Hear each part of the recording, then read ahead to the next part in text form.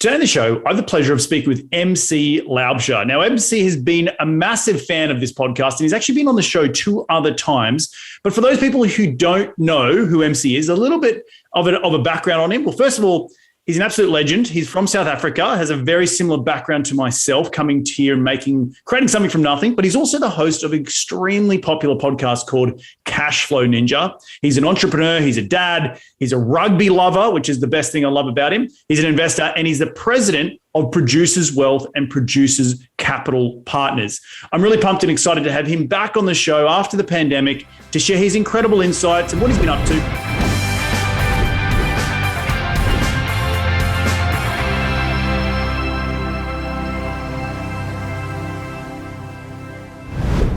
G'day, MC. Welcome to the show. How you doing today, mate? Awesome, man. Thank you so much for having me on. Great to connect again. Yeah, it is. And I know we were connecting over the last couple of weeks because I was on your show, but the South Africans, mate, the Aussies beat you in the rugby. What's going on? Hey? Yeah, Not once, twice. Yeah, exactly. Not once, but twice. For all those we swallowed a little bit of humble pie, right? Exactly. We had a good run in 2019, and it's been humble pie for us, but very well deserved for the Aussies. Yeah, well, for all those listeners who don't care at all about rugby union, I'm a massive rugby fan. MC's a massive rugby fan. He's from South Africa. I'm from Australia. And the Aussies beat the world champions two weekends in a row and about a month and a half ago. We were recording here in early November. So I just had to get that little jab in there. But anyway, MC, let's get into the show.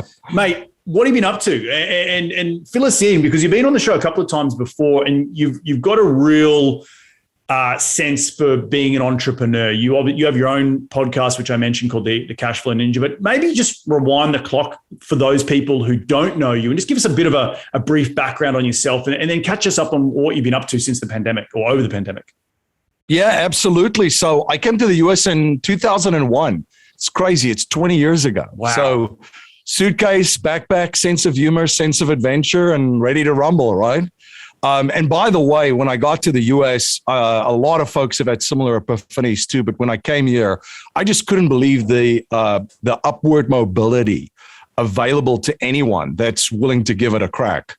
It was just incredible. I've been fortunate that I traveled to quite a number of continents and countries and saw a little bit of the world, and it just struck me the first thing about the US was just, wow, you can come here, give it a whirl, and just work your butt off, and what you can accomplish is unlimited, right? You just look at all the many success stories, and it's funny that there is a lot of foreigners coming to this country too, and just make it absolutely huge, right? Because they see the same opportunity, and I still see it. It's quite incredible, and it's more global now too, with the internet, technology at our fingertips, and so forth. But I actually played in a rugby league up until 2007 in the States, and while I was doing that, we were traveling from city to city every weekend. While I was doing that, I was, the nerdy guy on the team bus or on the plane, right? Reading on history, economics, investing, and so forth. Came across Rich Dad, Poor Dad, written by Robert Kiyosaki. I took action. Bought my first property that year in 2001. And one of the biggest epiphanies there for me was after I found tenants, rented out the place, collected some rent in it, there was cash left over. And I'm like, this young guy's eyes just lit up and goes, oh my word, how many times can I do this? This is crazy. And then of course school starts, right? But that was a big light bulb moment for me. Another incredible light bulb moment for me besides cash flow is, you run into, as an investor, sometimes you run into a situation where you're like, wow, I really want to grow and scale this and accelerate it. And there's 2 ways to actually do that, right? The one way is you can increase your own income. So I really focused on building businesses that would generate more income for me. So I started many side hustles. Failed a lot, but some of them worked out pretty well and ended up being home runs. And that helped me generate capital, which I can then deploy and grow and scale my real estate investments more. And then, of course, the second piece is people, right? Another big light bulb moment was the incredible power that relationships had, and that there's a saying, and I butcher sayings, but it's essentially like if you want to go fast, go alone. If you want to go far, go together. Mm-hmm. And that's the kind of my motto that I've adopted. I have a very long-term view as an entrepreneur and investor, and I'd like to go very far with great relationships. And then the other light bulb moment that I would share too in this journey of falling, getting back up, having some setbacks, having some more success, and achieving a certain level of success, as I finally started to realize the big game was that you had to essentially create your own banking system like the wealthy. So you can play a game at a certain level, as we talked about rugby beforehand, and at different levels. And when you want to play at the next level, there's certain things that you have to add and certain elements that you have to add to your game to get to the next level. And I started to realize, man, this business thing is great. I love it. I love the game. The investing thing is great. I love it. But now, as to be the investor, to be sort of the king or the queen with all of your many generals fighting wars on different continents for you and accomplishing what you want to accomplish, you really have to raise your game and become essentially your own bank and your own banking system. So in 2000, and I think it was around 2000, end of 2015, beginning of 2016, I started Cashflow Ninja, which a lot of folks know me from. Started as a podcast. We've been very blessed to now have had millions of downloads over 180 countries. We've turned it into an educational company.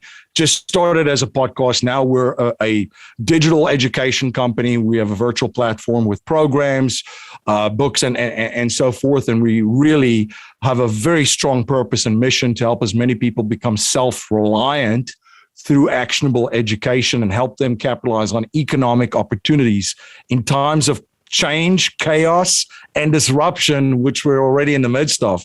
And then, as you mentioned, I've two other companies.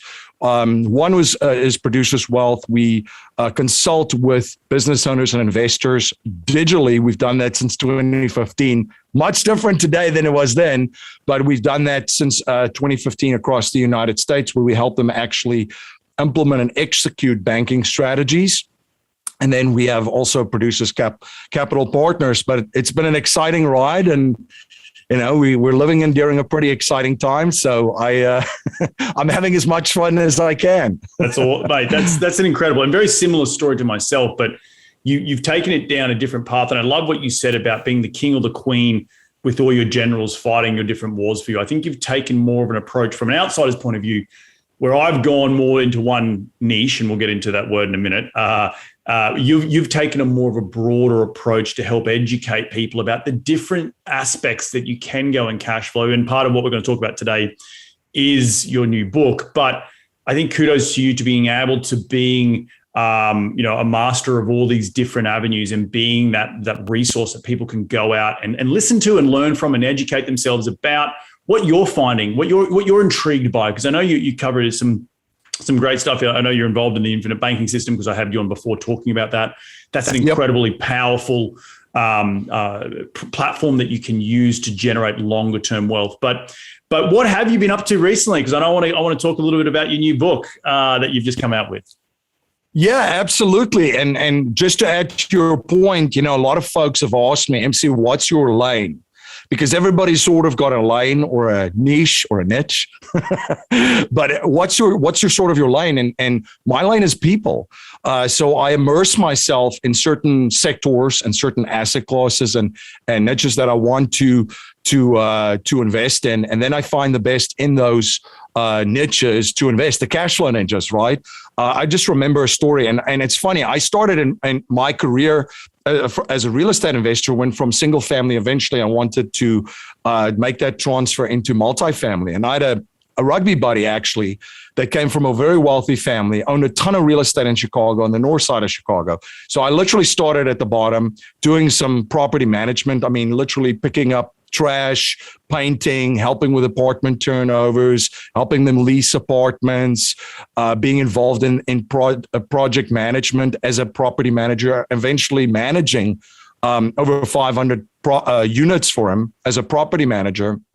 And then also getting my broker's license and being part of acquisitions teams. And during that time, I remember I cold called someone for like 6 months, nonstop, trying to get, because I knew he had a portfolio of properties that he would eventually want to sell. And I just remember coming into the office like 6:30, 7 o'clock in the morning. And the person that I was trying to get a hold of literally walked outside of my broker's office, my friend's partner, and he just sold the entire portfolio of properties. And I sat down there and I'm like, what just happened? Let's just debrief here for a second. What just happened? And I came to that realization at that stage that these guys are ninjas. They're cash flow ninjas. Like nobody would even like think of selling or buying property on the north side of Chicago, especially within the multifamily space, without reaching out to those guys, because they know everyone. Mm-hmm. They know where all the properties are. They know exactly which ones they will buy and which one they will flip to another investor. They were the chessboard, literally. So I sat there and I'm like, you can't compete with these ninjas, like especially like a weekend warrior or someone just doing it part-time. But there's another option. How do you get to invest with them? Because they're going to obviously get access to the best deals that's not available to the general public. They're going to get access to those deals before anybody even knows about it, right? All of the off-market deals they're going to get. So instead of competing with those folks, you have to align and partner with them. And that's essentially the approach that I've taken. And after interviewing on my show, just being a lifelong student and being a curious person, and trying to learn more about things on my show, I've interviewed over 700 people, best minds in business and investing, and had incredible guests on, such as yourself. And they've shared a lot of different things. So folks keep asking me, MC, what are some of the best opportunities that have been shared on your show? And this came up over and over and over and over. And eventually I said, well, there's an idea here for a book to share some of the best opportunities that have been shared on the show, because we've gone pretty wide. Business, commodities, paper assets, real estate. We've covered blockchain and crypto technology since 2016. So we've gone very, very wide. So it was tough, essentially, breaking it down to 21 niches, and the book is called the 21 Best Cashflow Niches, or niches. But it was hard. So I threw in 5 bonus ones too. So there's essentially 26. But as you know, 21 markets better than 26, right? It's like the number 7, 10, 20, 21, and then it's 50 or 100, right? But yeah, it's been a lot of fun. It's been incredible to learn from all of these folks. And I jokingly say too, staying with the theme of cash flow, for Seinfeld fans out there, Cosmo Kramer launched a book the one time, and it was a coffee table book about coffee tables that opens up and unfolds into a coffee table. So I'm like, how can I write a book about cash flow, talking about cash flow, that also then generates some cash flow for the Cashflow Ninja business? So I'm having a lot of fun with it. But it's been incredible to share these different opportunities and putting it all together. And, you've been doing this for a while too. It's fun to reflect because, we are very driven people. So we're always moving on to the next thing, right? We do things and we move on to the next project and we move on to this. But sometimes it was actually a great fun exercise to sit back and reflect on the conversations that I've had and the things shared. Mate, and can you just repeat that word that you just said there, starting with N? What's that? Can you repeat that word, how you pronounced it, starting with N? Oh, the niches. Niches. Very American, my friend, very American. Yep. For everyone else outside of the United States, it's called niches, or whatever, however you want to pronounce it. But let's walk through some of those 21. We've only got a certain amount of time here on the show, but maybe what, and before we do, I'll just reflect, kudos to you, man, because that is such an empowering way to repurpose content in an effective way. Obviously Tim Ferriss did the same thing, Tools of Titans, and using his, notebook to share with his readership the different ways in which these successful people leave clues, which was really important. And I think you're doing exactly the same thing. You're picking up on those clues, repurposing the content, and laying it out in that sort of, as you said, 7, 9, 10, 21 top real estate niches. So let's start from the top. What was your number one that you, and is it ascending order, descending order? Like how did you set it up?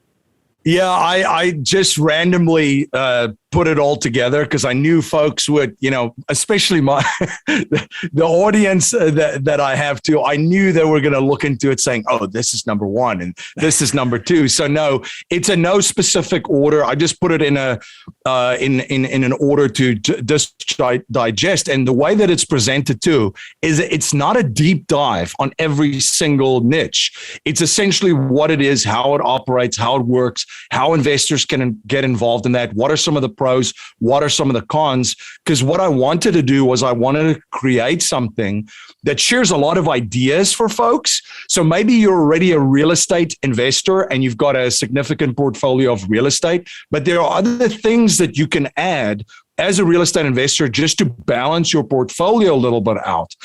So I'll give you an example. One of the niches that I talk about is agriculture.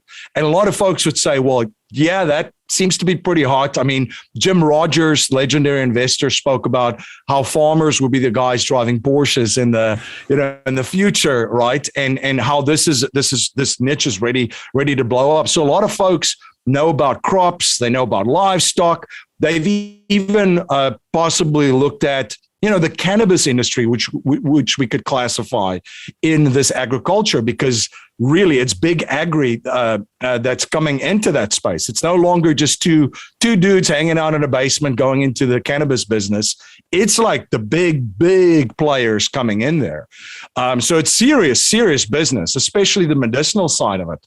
A massive market. So maybe folks have heard about that. Maybe they've heard of coffee or cacao parcels offshore, which gives a international diversification element to it.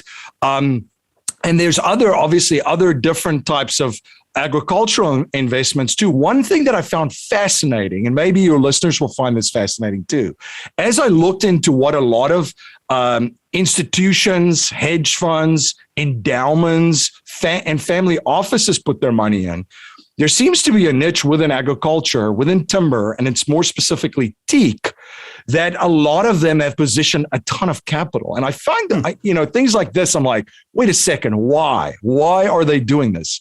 This is very interesting. Well, it's a very high-end type of market, number one. So it's a specialty product within there. But then also from a diversification standpoint, because a lot of these big players already invested in businesses in specific industries and sectors. They're already investing in real estate, but the teak sort of balances out their portfolio, because essentially in a fast changing and volatile environment, what does teak do? It just grows. 5 years ago, it just grew. 5 years from now, it's just going to grow. And it's a great inflation hedge too, which obviously that term is now in the nomenclature all over the internet and all over the world, and folks are now seeing the impacts of it. So it's a great hedge.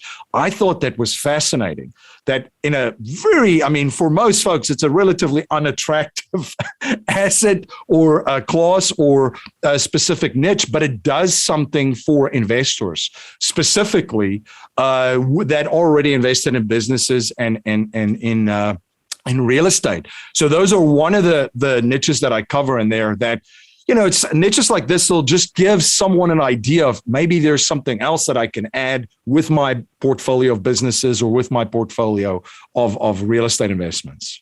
I love that. And when you said teak, is it just specifically the teak wood that they're investing in? Yes. Interesting. Yeah, I remember absolutely. The teak decks on the super yachts that I used to work on back in the day. I worked for a Russian billionaire. I'm nowhere near his status, but I had a bit of fun gallivanting in the south of France.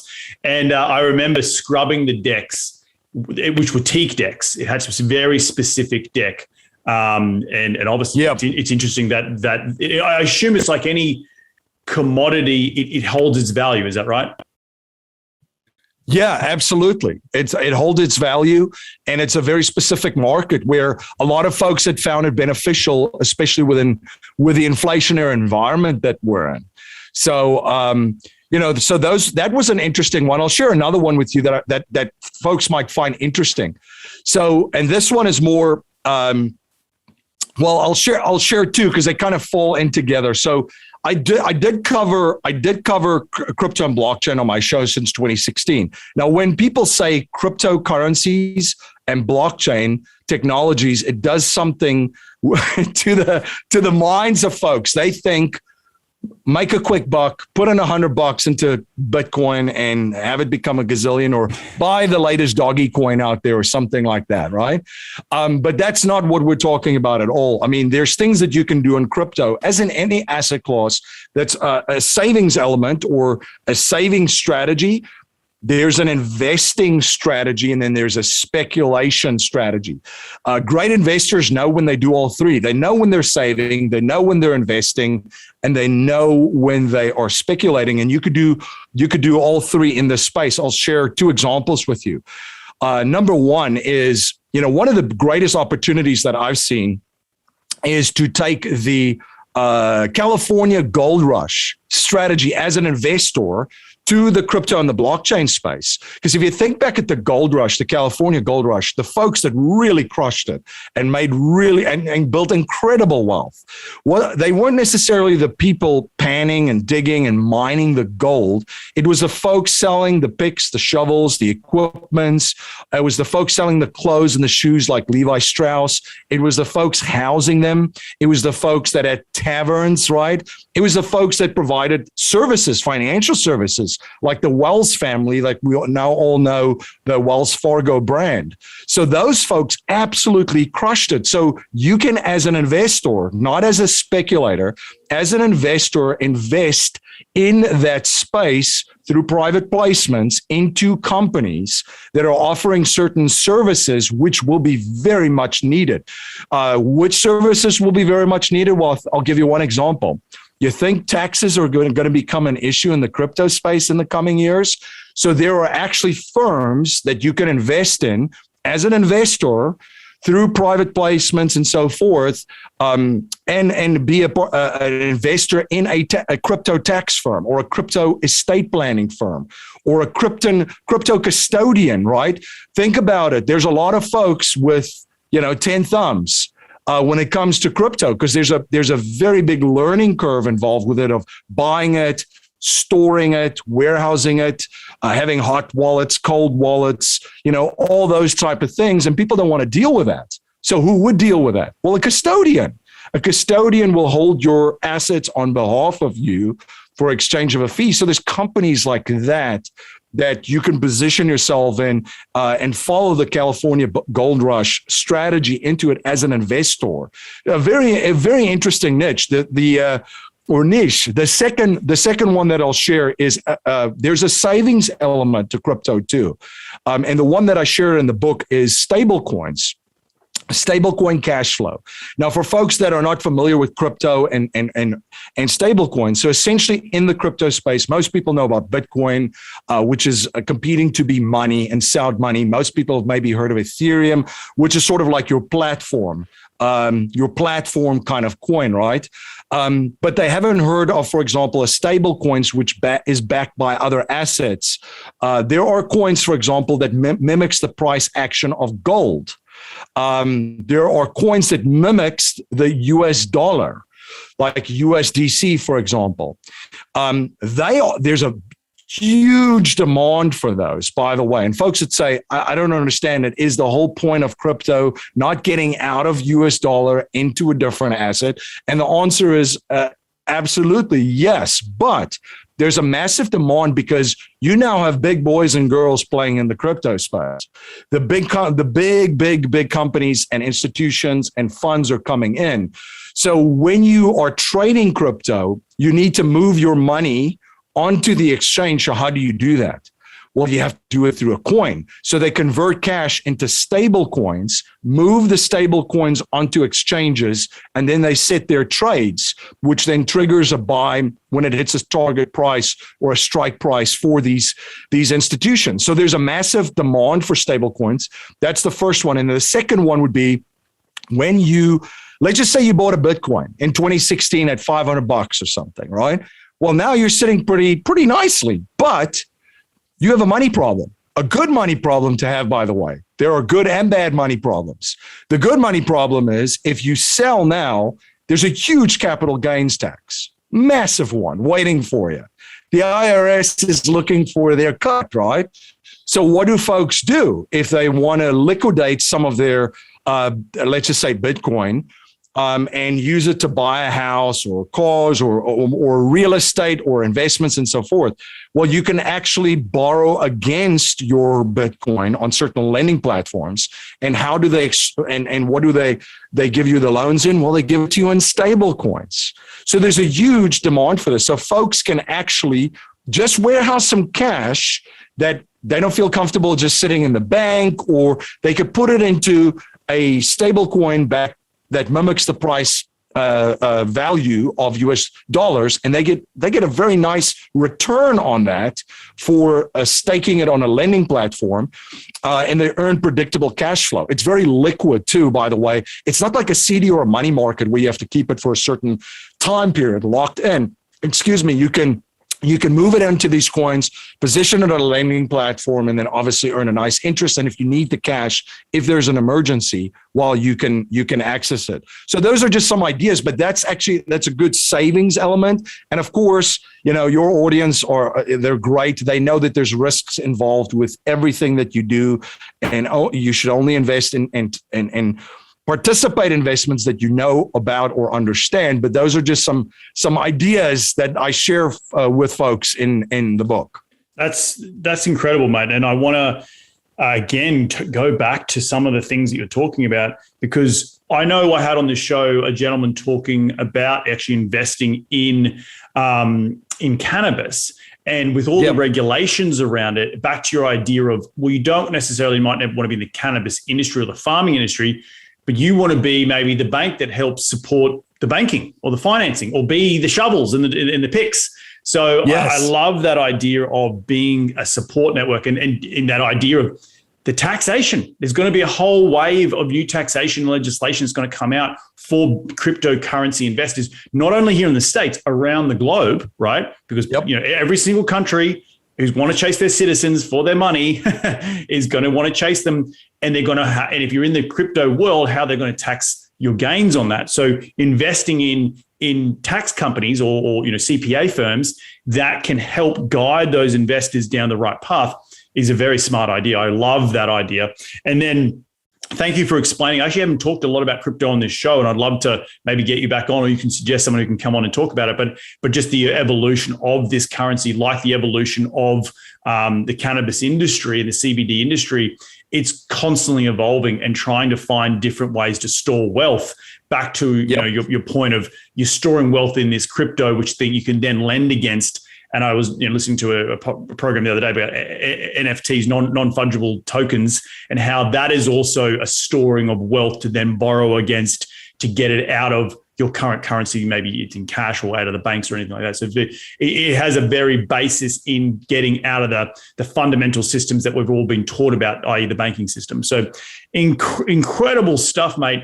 But I want to quickly pivot just towards the end of the show here, and let's talk about coming out of the pandemic, this unfair advantage that I know you've spoken a lot about on your show, and where we are in this sort of environment for people to take advantage of what's going on right now. Obviously, in the real estate space, things are blowing up in terms of prices, and things just don't pencil, and rent's going through the roof. But it's also happening. It's not happening in a silo. It's happening in conjunction with so many other industries. And you're, again, back to what we were saying earlier, you're an expert in a lot of different areas because you interview so many people in your show. So how are you taking that sort of 30,000 level view of where we are right now and this quote unquote unfair advantage, and how can we take advantage of it?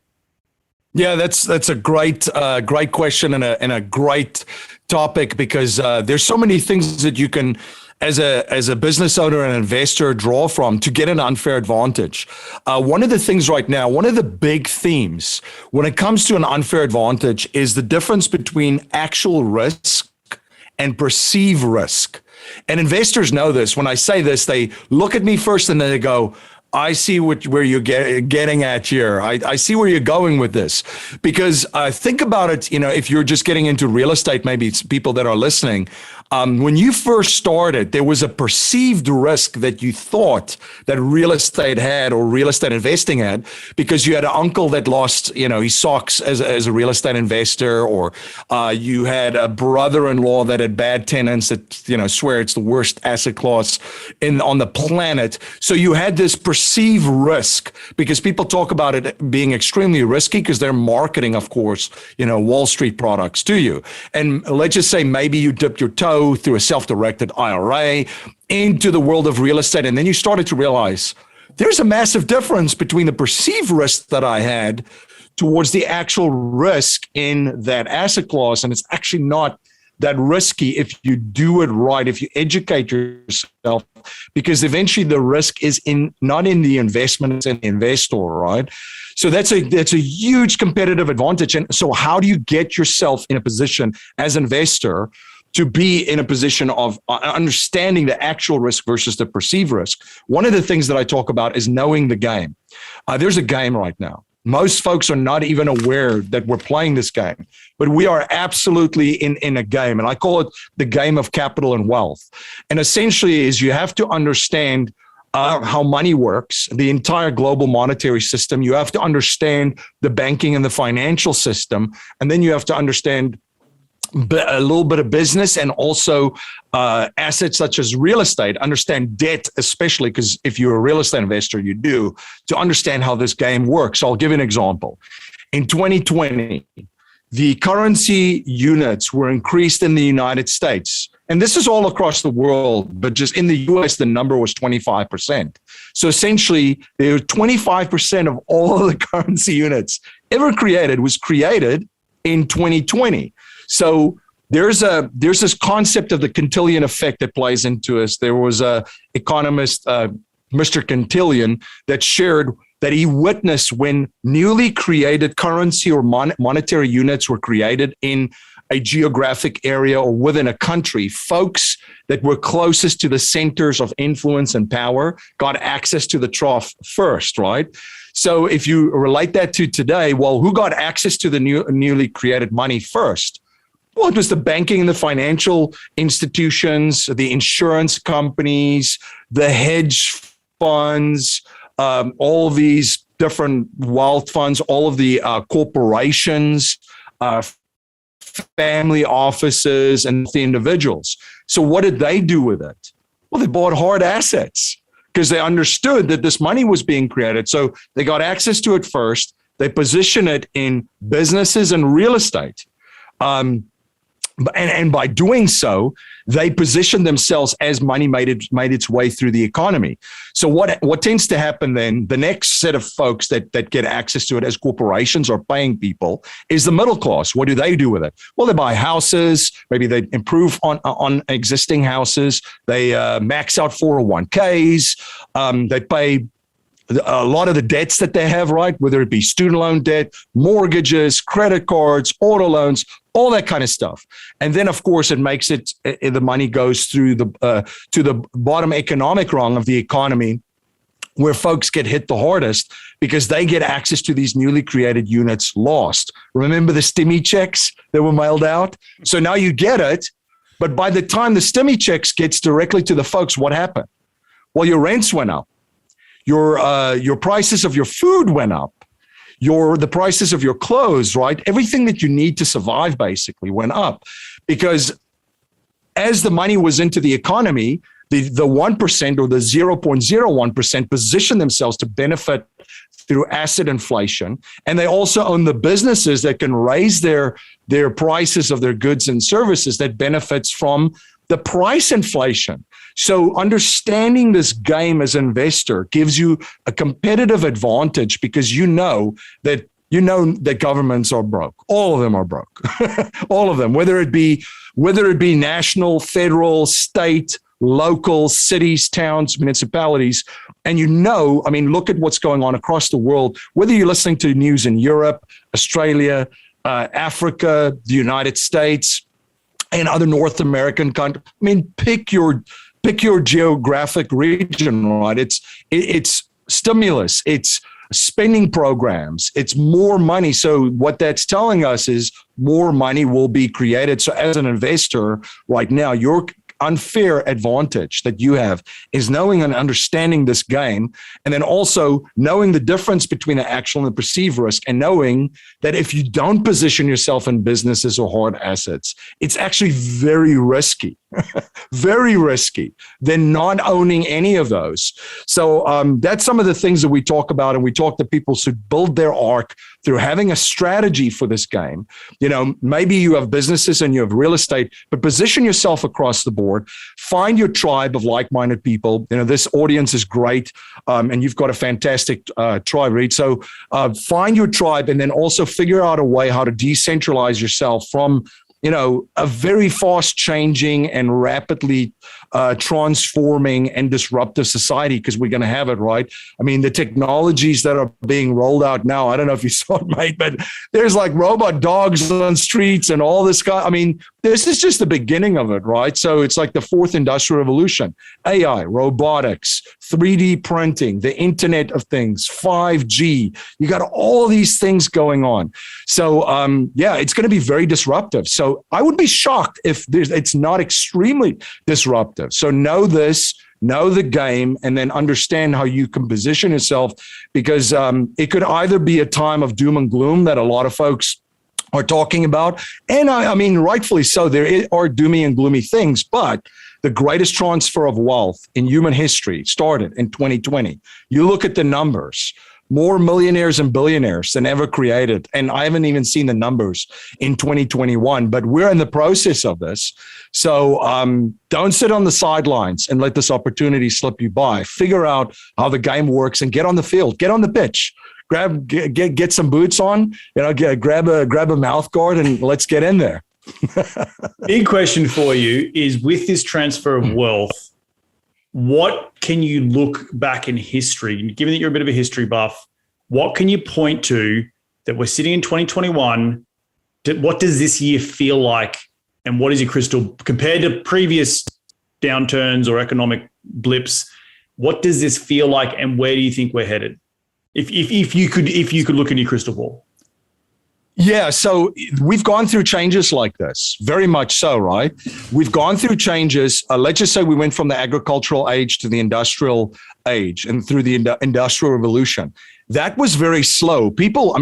Most people don't even realize this, and that's why I love history, but everybody used to live on the land, out in the country. People used to work the land, living on farms, grow their own food, were very self-sufficient and so forth. And through the Industrial Revolution, folks moved to the cities because that's where the jobs were. And of course, on the farms, it all became, technology took it over through some of the tools and equipment and that kind of stuff. So they became, the skill sets that they had were replaced by machines. This is happening very similar to that, but we've never seen the speed at which this is going to happen, because we are now digital. Just think of what happened in 2020. We literally fast forwarded 10 years in like 3 months in the digital world. So we've gone through these changes, but it's never been through the speed.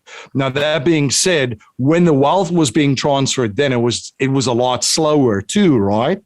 And there were folks, I've heard folks say, well, you had to have land or own the farms or own the factories and so forth, the means of production.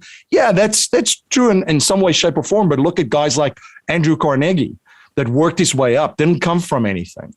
Cornelius Vanderbilt, like the folks that were instrumental of actually building out the infrastructure and connecting the entire United States.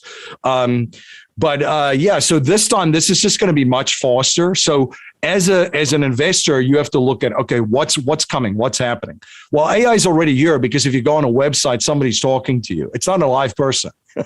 It's a robot chatting to you. So there's already elements of AI that we've incorporating. Automation, we're all very much familiar with that. So I think that, we're going to see a very big part of the workforce being replaced by AI and by automation and by robotics. That's already in place. I had like an appendicitis at the beginning of the year. A robot basically did my surgery. And the doctor was sitting with a mouse playing on the computer while the robot was performing the surgery. So these things are already happening. I just think it's going to speed up. So what you do, look at skill sets that are going to be needed, skill sets, capabilities, and of course, relationships are also important, but skill up. And schools, by the way, that's why there's such a massive disruption in schools. What we're seeing right now, it's only the beginning of it, because schools cannot prepare people for at the speed at which they would need to be prepared for all these coming changes. Think about just in our space, technology and stuff. I remember when we started a podcast, I was on a plane. This is like circa 2016, right? We had podcasts up and running, and I was just making conversation with someone on the plane because they had a marketing textbook. She was going back to her family from her college that she was in. Podcasting wasn't even textbooks then, marketing textbooks, and she was a marketing major. So that's just an idea of like how obsolete basically things were from a technology standpoint and tactical standpoint. 5 years ago. Think where we are right now and where we're going. So. We're always going to need to market stuff. We're going to need to sell stuff, and we're going to need to fulfill stuff in our businesses. Think of the skill sets that you would need, because it's going to change a little bit of how you would be able to deliver those. Got it. No, I love it. And I think that's, so did you think there's going to be a crash? I mean, it could take many ways, shape, or forms, right? It could be a melt up or a meltdown. So when things change and they disrupt, it's economical. Grant Cardone jokes and says it's not a political planet, it's an economic planet, right?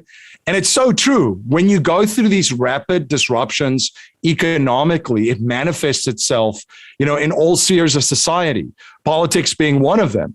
But from and how politics plays into whether it will crash, yes or no, well, it could be. It's not politically advantageous to crash an economy completely and let a whole bunch of folks lose money in their 401ks or their home prices and so forth.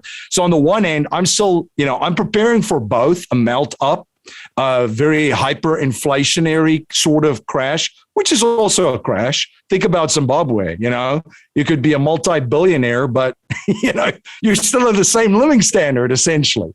Or there could be a deflationary event of some sort that a crisis will bring, because there will be a crisis. I just don't know what the reaction would be. Would it be we throw more money at this and it's a melt up, or we contract and it's a deflationary one? So that's the tough part about a crystal ball. But I would say this, the crystal ball game is tough. So just prepare for any outcome and probability, and prepare for anything and everything. So we are, in our community, and how I'm looking at this is I'm preparing for a melt up or a potential crash, a deflationary event. So that's why you need to have a strategy for both of them and be well positioned and have diversified income streams in different niches. Exactly. So, mate, where can people get their hands on the book? They want to go out there. Where do they go? Cashflow.com/21 niches, so 21 niches. And then for your listeners and viewers out there, when they buy a copy of the book, just screenshot a receipt of your purchase and send it to my team at info@cashflowninja.com. And what I'll do is I'll give folks access to a digital version of the book, an audio version of the book if you like to listen to books rather than read it, and then also a curated library of interviews in the book. One of your interviews is featured in that, and then also more bonus features. So if you want access to the bonus features, just take a screenshot of the receipt of the book and send it to my team at info@cashflowninja.com. It's available on Amazon, or just go to cashflowninja.com/21 niches. Awesome stuff, mate. Well, look, at the end of every show, we love to dive into the top 5 investing tips. Lightning round, you ready to get into it?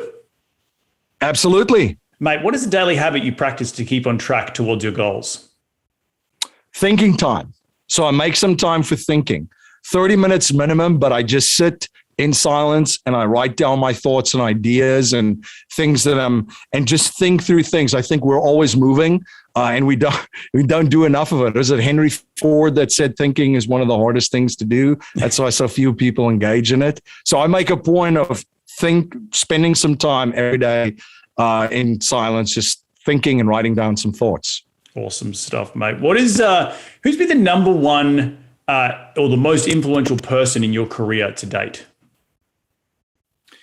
That's a great question. I would say it's my parents. I think that I am the person that I am of the principles and values that I have, and obviously grew up in an interesting time in South Africa's history too. So I look back at my family and how I grew up and where we are right now, and of course, there's been some great folks that have impacted my life, but I think it all starts. It starts at home, right? Yeah, no, I love it. Thanks, mum and dad, as they say. Question number 3: What's the most influential tool in your business? When I say tool, it could be a physical tool like a pen and paper, or your phone, or it could be more of a digital tool. What is it, and then what helps make the business run and tick? Here's what I do for my family, for myself, my family, my business, and my investments. It's actually a thinking tool. So it's like a framework that I learned from strategic coach Dan Sullivan, but it's dangers, opportunities, and strengths. And I actually do this in my thinking time too. I look at all the dangers to myself, my family, my business, and my investments. And then I look at opportunities. Once you evaluate and see all of the dangers, you will see a plethora of opportunities that brings it to the surface. And then also then you look at your strengths. What skill sets, capabilities, and relationships do I have to capitalize on these? It's been phenomenal. It's worked so great in every single area of your life. So that's why, the thinking tool is, and that's something that, it's never going to be outdated. Looking at a world a certain way, because you start your day by, I've identified all of the threats. I have changed my mindset to abundance because I see all the opportunities, and now I'm ready to give it a crack and capitalize on it. Love it. I love it, mate. In one sentence, what's been the biggest failure in your career? What did you learn from that failure? Just going at things alone. I think that's one of the things that, and it's also, everybody is there on their journey, and they have to transition into, figuring out that, man, it's going to be an uphill battle, doing this all by myself. And when I'm up now against teams and professional teams, and I'm just the only person giving it a crack on this end. So I think that's one of the biggest things. And I look back at some of the failures that I did and some of the mistakes that I make was because I didn't have a team. And there could be many people on a team, right? Great mentors, coaches, business partners, and then also all the professional relationships and folks that are part of your team. But that's like the number one.